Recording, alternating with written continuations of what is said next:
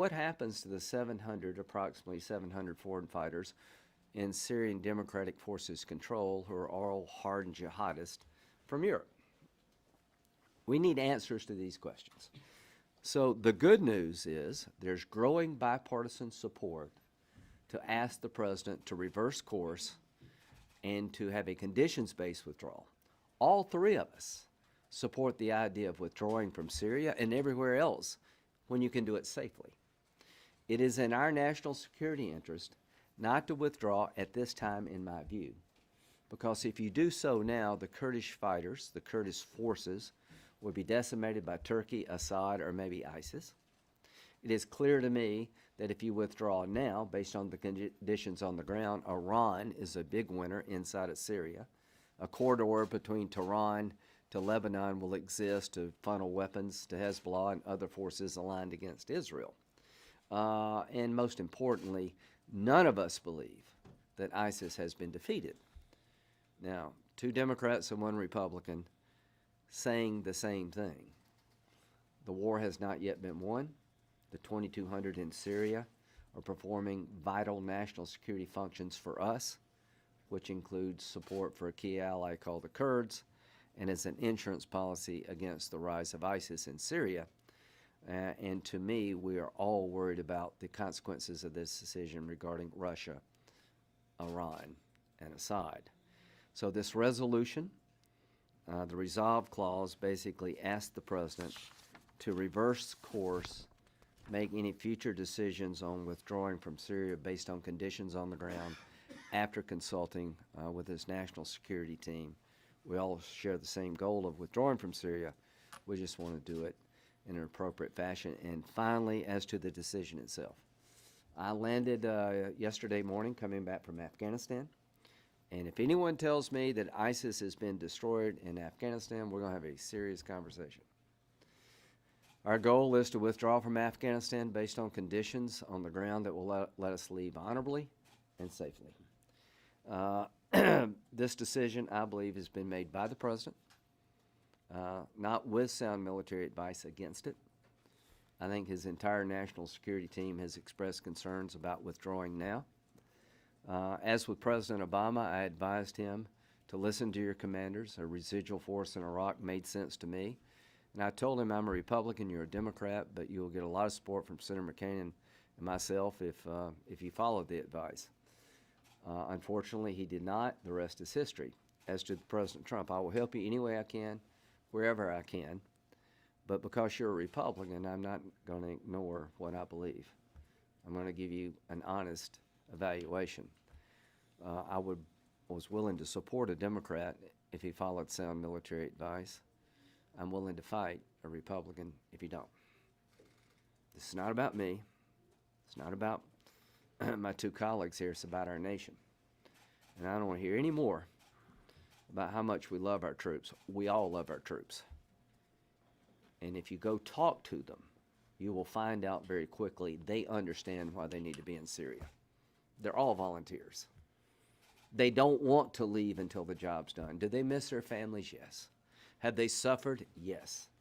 Do they mourn the loss of colleagues? You better believe it. Are they willing to stay? Yes. They know better than anybody talking to you today why it's important to get this right.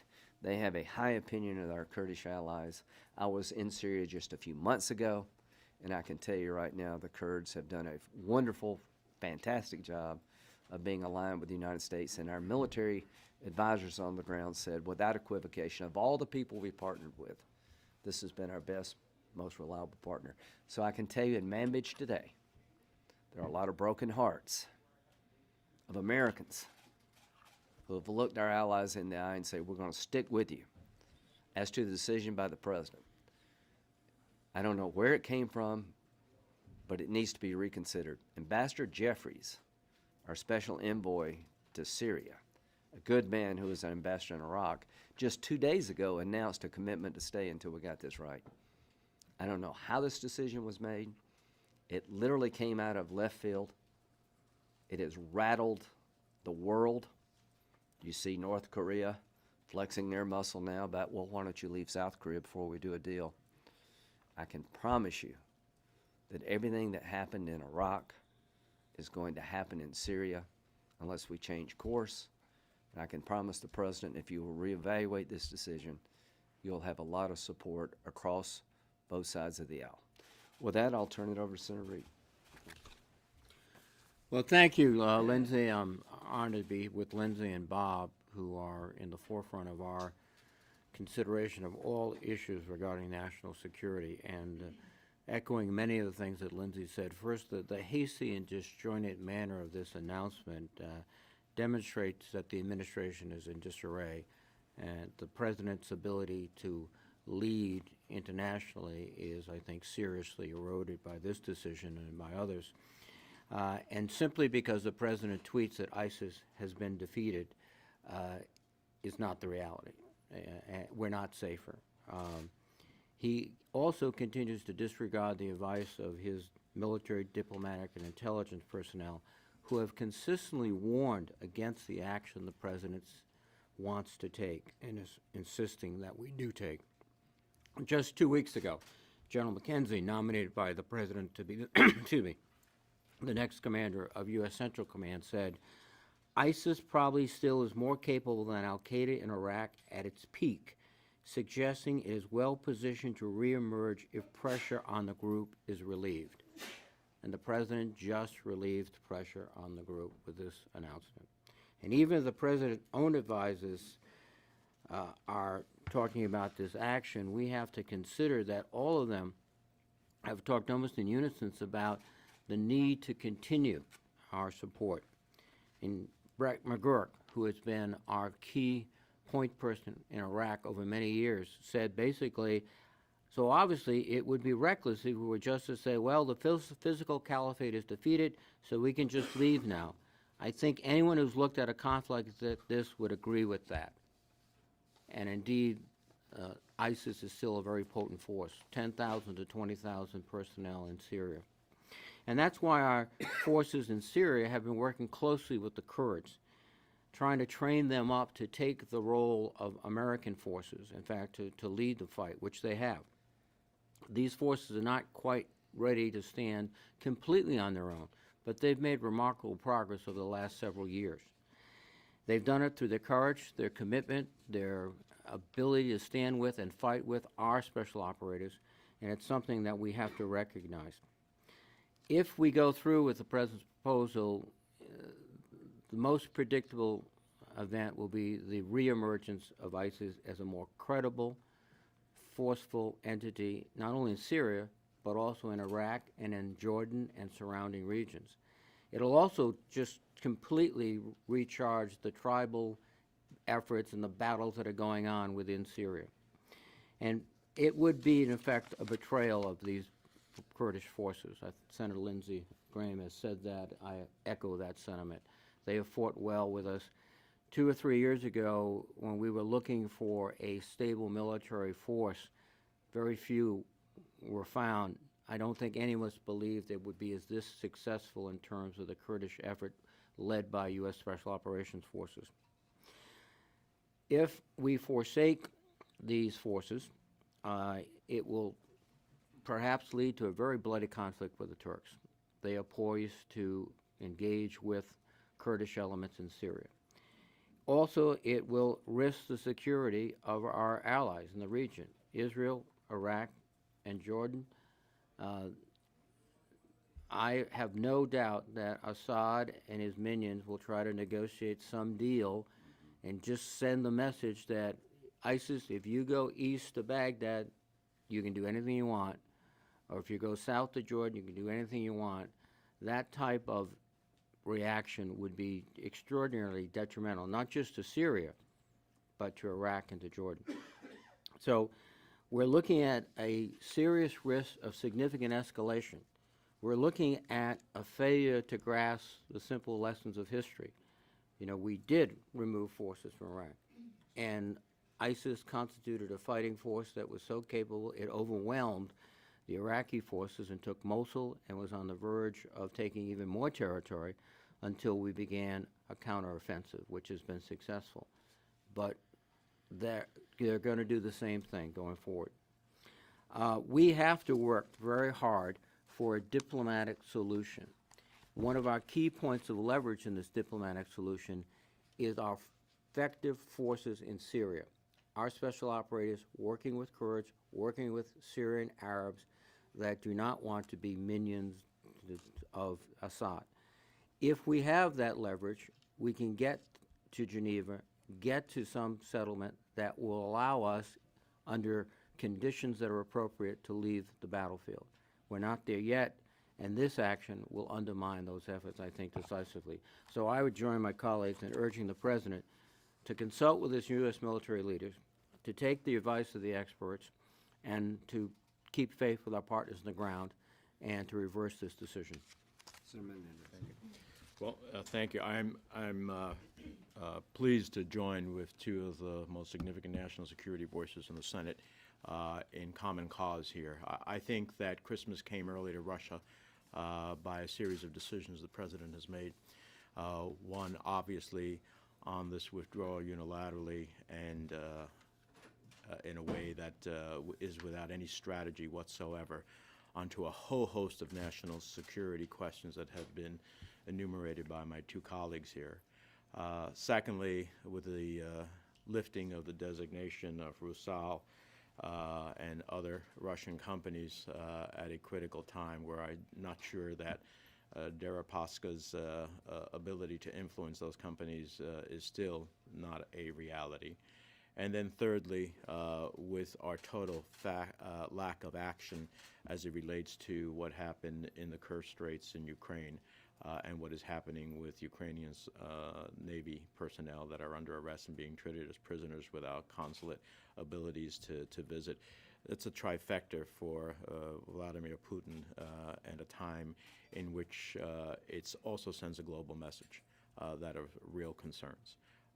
And so, from my perspective, having listened to parts of Putin's 4-hour end-of-the-year news conference, I can see him already prodding President Trump about, well, I applaud you for leaving in Syria, but you also said that you should leave in Afghanistan. Why don't you leave in Afghanistan? You've been there 15 or 17 years. I can see him already prodding the president. This is dangerous. This is not just simply an error, it's dangerous. And let me just speak to that a little bit. Doing this without any strategy is foolhardy, and it puts U.S. security in the Middle East, including our ally, the State of Israel, at significant peril. We're entering a very dangerous time, as is increasingly clear to all on a bipartisan basis, including our international allies and our adversaries, that this president is incapable of addressing some critical national security challenges. Only in President Trump's parallel alternate universe has ISIS been defeated. There isn't anyone who would suggest that that's the reality at this point in time. This erratic decision-making indeed poses a threat to our national security interests. And so, the fact that the president tweets that Russia's not happy, I guess he didn't hear Putin's comments at his press conference. He's very happy, and he is thrilled with this abdication of U.S. leadership. I worry a great deal that we send a global message as well, as we are doing if this is executed, as the president has announced, that we are going to abandon entities like the Kurds, who have been the most significant fighters for us, not only for their interests, but for our interests in Syria. And then the global message is, once the United States has finished using you, it will abandon you. That's a global message that we cannot afford elsewhere in the world. I also get concerned for our ally, the State of Israel. Iran has entered this fight in Syria in an unholy marriage with Russia. One, to prop up Assad, yes, but also to gain a tactical vantage point on Israel's northern border, where it has moved significant equipment and sophisticated fighters as another vantage attack against Israel. To believe that we can outsource our allies' interest to Russia, and that Russia has an agency relationship with Iran where it can tell it to leave at it will, is ridiculous. Iran shed enough blood and national treasure in its purpose here. It's not leaving until its own interests are pursued, and that means it's not leaving for any time. So I said to Secretary Pompeo when he was up for nomination before the Senate Foreign Relations Committee as the secretary, I showed him a picture that came out a few months back. It's a picture of Rouhani, Putin, and Erdogan. And I said, what's wrong with this picture? And the answer to that question was the United States isn't there. That picture was those three people thinking and leading about the future of Syria, for which we have strategic national security and national interests. We weren't there. And now we're definitely not there if this action takes place. You cannot have significant diplomatic overtures without muscle that is backed up by the realities of having those troops there and assisting the Kurds at the end of the day. So I think this is a national security threat in its ultimate decision, and joined by the fact that we haven't rolled out any sanctions on Russia for what they've done in Ukraine since our original sanctions, most significantly what happened in the Kerch Straits, where we haven't increased U.S. and NATO presence in the Black Sea, where we haven't announced any new security assistance for the Ukrainians. In each and every one of these cases, Putin has pushed and pushed and pushed, got what he wanted, and he has a very clear message that we're willing to abdicate to him. That is not in the national interest and security of the United States. So for all these reasons, I join my colleagues in urging the President to reconsider. As someone who has voted against engagement in war in other places, I don't take the commitment of U.S. troops lightly, but this is one in which the national interest and security of the United States is at stake. Questions? Senator Graham, you mentioned military leaders, or the president's military advisors have been advising him against this. Are you talking specifically about Secretary Mattis? I know you spoke to him about this. Can you tell us anything about those conversations and what he specifically said to President Trump about this? Well, I won't get into conversations between Mattis and the president, but I will tell you what he told me. He thought that the time was not right to leave for all the reasons just expressed. Secretary Mattis, one of the most seasoned national security people I know. He's got a great team around him, the president does. He just needs to listen. He's very worried about the Kurds. He asked me, what are we going to do with these prisoners? You know, these are 700 approximately foreign fighters, and they're probably going to go back to the fight. I think he knows that. He told me without any hesitation that ISIS has been hurt badly, that the change in strategy to be more aggressive has paid off, but they're not defeated, and that a replay of Iraq is very likely. I talked to Secretary Pompeo. He understands that the conditions on the ground are not right yet for us to leave, that the peace process does only chance of bearing fruit if you have some leverage. And, you know, Geneva's the answer here. Same, you know, reconciliation is the answer in Afghanistan. The one thing I think they've all told me is that you may get peace between the parties in Syria, but ISIS will never be at the peace table. You may reconcile the Taliban with the government of Afghanistan, but nobody in the right mind believes that you're going to get peace with ISIS. What you do is you have partners that can keep the fight over there so it doesn't come here. We've been debating walls. Well, I can tell you, you can't build a wall between us and radical Islam in the Mideast, but you can have forward deployed presence partnering with others who do most of the fighting. And if you withdraw those forces too soon, it's like taking a wall down. So I am confident, I talked to Bolton yesterday, that this decision did not come based on advice from his national security team. It came from the president himself.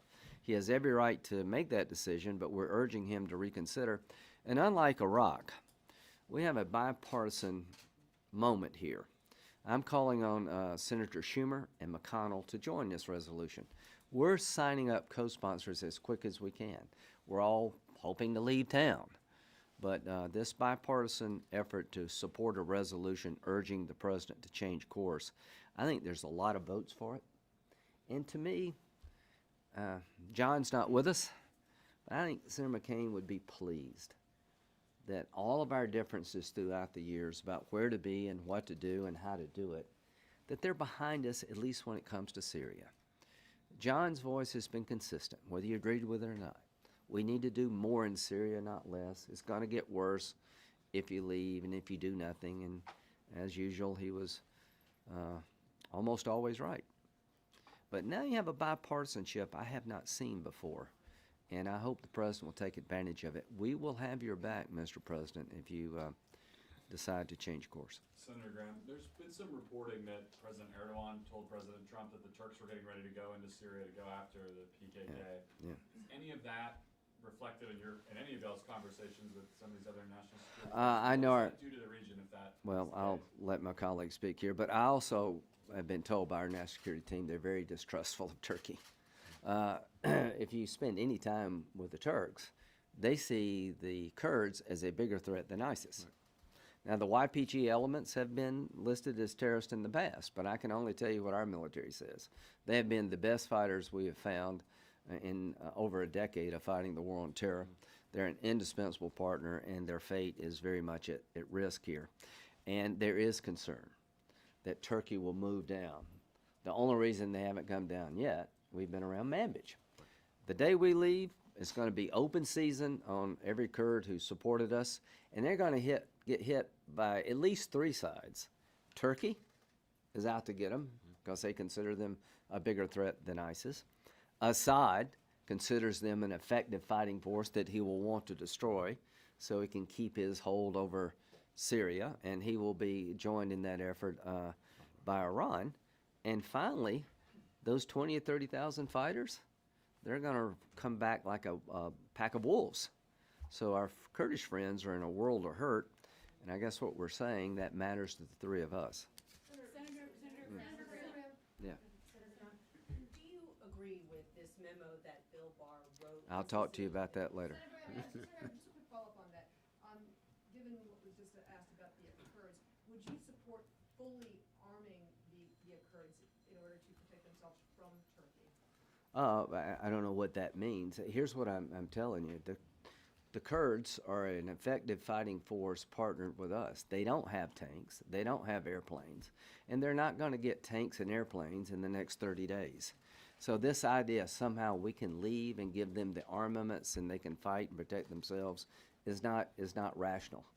We're not going to train a bunch of pilots to have a Kurdish Air Force in the next 60 days. So I think we all understand what's coming the way of our I Kurdish think friends. another way to express this is basically one of the stabilizing, probably the most significant stabilizing influence in the area is the presence of United States forces. Yeah. When those forces come out, unpredictable instability and consequences will happen, almost inevitably. It could be Turkish attacks against Kurdish elements. It could be regime attacks. But the one thing we can guarantee, the stabilizing element right now is United States forces. When they go, you're talking about instability, and it won't be contained simply in Syria. It'll just spread throughout the entire region. Senators, ultimately you're trying to change the president's mind. That's the fastest course of action here. To do that, it probably helps understand his motivation. What do you think is motivating the president to do something that is Good question. differing from Well, his national security? I think the president's had a desire for a very long time to disentangle. That was part of his platform, is to get out of the Mideast. Iraq war was a disaster. I get all that. He talks about Bush's mistakes, and they're to be talked about. Talks about Obama's mistakes. Those presidencies are over. So now this is your time. And I guess what we're saying is, as hard as it is for a Democrat to work with Trump, they're willing to do it. So I want to compliment my colleagues who are willing to stand with me and other Republicans to give the president the ability to go to conditions-based withdrawal and get political support, not condemnation. There's plenty they can talk about with Trump. They got lots of differences. But when it comes to Syria, there's sort of a magic moment here. His motivation, he's done a lot of good things in my view. He changed the rules of engagement in Afghanistan. The Taliban have been hurt. The fight has been more successful against ISIS. Getting out of the Iran nuclear deal I thought was a good thing. All that's being undercut by this. So I'm not questioning his motivations. I'm questioning his judgment. And to me, leadership is best had when you can reevaluate and make adjustments. Let me speak to that a moment. So, look, I think this has been on the president's list. You know, he has a list, and he goes ticking it through as he moves towards 2020 about what he succeeded is. The problem is, I hope the president comes to understand that withdrawal without success is failure. Right. Withdrawal without success is failure. And if you think about it, what U.S. policy has been and what it subscribes to is everything that will happen here if he withdraws is an absolute failure. Why? We said Assad can't stay. Well, Assad's likely to stay at least for a fair amount of time.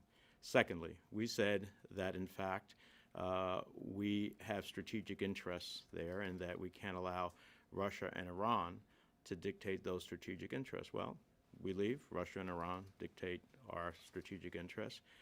And Russia builds a major foothold in the Middle East that it aspired to, that in fact it hasn't had. Now it will have it.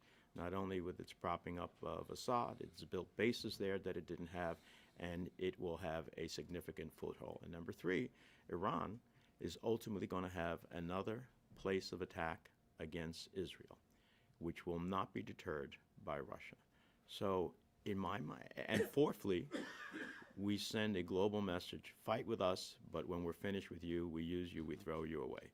And any place else in the world that we want someone to fight with us, and so that our soldiers, our sons and daughters are not in harm's way, they're going to look at this moment and say, wow, yeah, we fight with them until they don't need us anymore, and then we get discarded on the battlefield and we die. All of those results are horrible results. They're absolute failures. And he can avoid that by staying in the midst. Two more questions. We're Senator gonna- Graham, on the subject of motivation, are you at all concerned that this decision, in conflict with military advice, out of the blue, may be motivated by a desire to kowtow to Russia? No, I'm not going to go there. No, Have a it's a, better relationship with Russia? no. I think it's just he said this. There's something on the scroll for CNN. Trump said you shouldn't be surprised by this decision. Well, you know why I'm surprised is because Brett McGurk said just like 30 days ago, the war is not yet over with ISIS.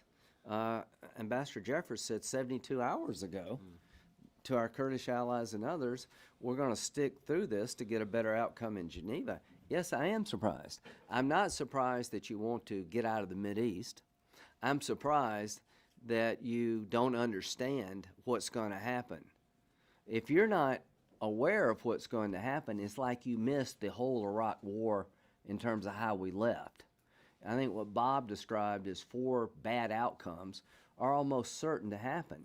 So what I am surprised is that after having told the Kurds and everyone else less than 48 hours ago, 72 hours ago, we're not going anywhere, we're going to get a good outcome in Geneva, from your envoy to Syria, having the guy on the ground who's been looking at Iraq and Syria for years say, we have not yet won the fight, having your own Secretary of Defense say they will come back if we leave. Yeah, I am really surprised that you would do this in light of all of that. Senator, have you gotten any indication that the timing maybe had anything to do with not foreign policy calculations? I mean, this has been a full week of other things happening on the president's You between want to go? Flynn and the wall debate. Does the timing have anything to do with anything that's not this issue?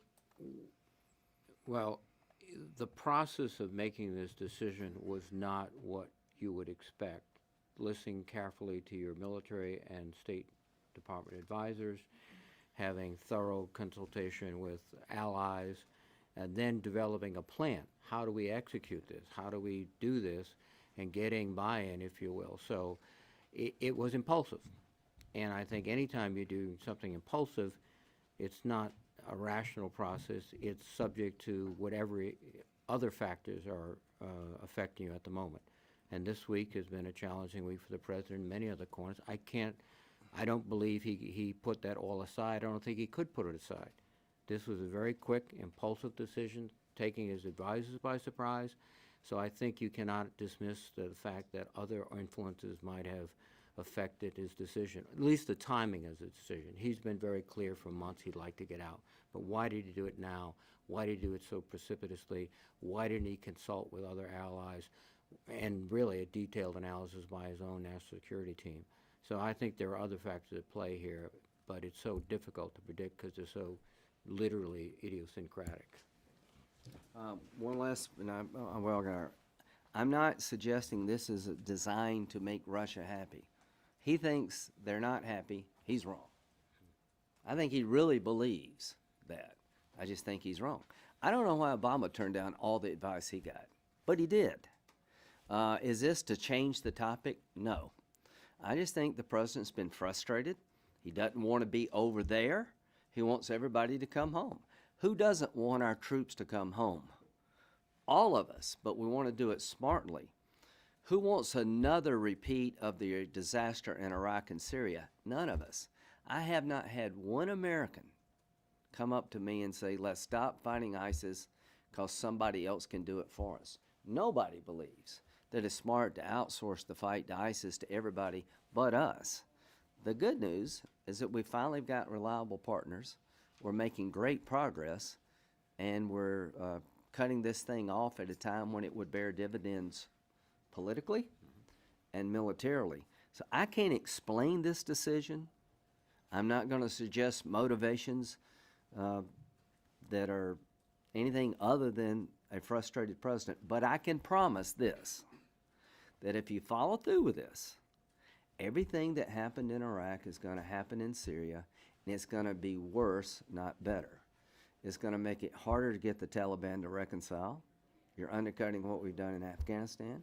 North Korea is going to see this as a sign of weakness, and it's going to be harder to get the Russians to heal, because this will be seen by the entire world as a decision not based on sound military advice, a decision based on frustration, and all of our allies are scratching their head right now. I just talked to the British. They don't know where to go. And I do know this, that in this war, you will not win it by giving up. This isn't akin to surrendering. We can be successful only if we partner with others. This undercuts that effort. We've got two choices to fight this war: in their backyard or our backyard. And ISIS in Afghanistan, I know for sure, is looking toward the United States in their target sets. Mr. President, you have a chance to change course. You have a lot of bipartisan support to do so. Take advantage of it. Thank you.